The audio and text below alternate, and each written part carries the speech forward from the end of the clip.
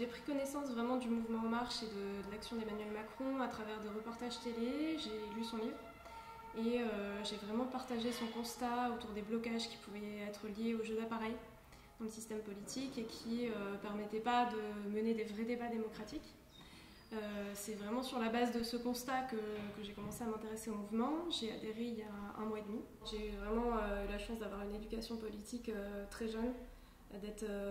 J'ai des parents qui sont enseignants, donc du coup ils m'ont toujours beaucoup informé, beaucoup sensibilisé à l'importance que ça pouvait avoir de s'intéresser à la politique, puisque c'est évidemment quelque chose qui va avoir un impact sur notre avenir à tous. J'y suis restée un peu moins d'1 an au sein du mouvement des jeunes socialistes, parce que justement je ne retrouvais pas ces valeurs que je recherchais, que je croyais être des valeurs socialistes, vraiment de tolérance, de bienveillance, d'humanisme et d'ouverture d'esprit.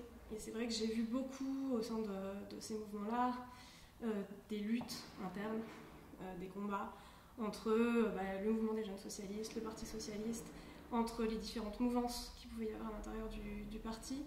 Et je trouvais qu'il y avait beaucoup d'énergie qui était dépensée à ça, alors qu'elle aurait pu être dépensée vraiment à construire le rassemblement. J'ai continué à suivre, à m'intéresser, à voter, bien sûr, par souci de devoir de citoyen.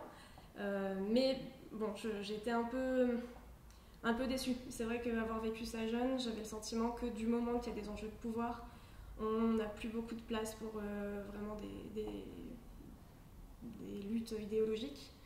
Et c'est ce qui fait aussi que j'ai adhéré à En Marche, c'est que ça m'a réveillé ce militantisme qui était en moi et qui est vraiment une partie constituante de ma personnalité.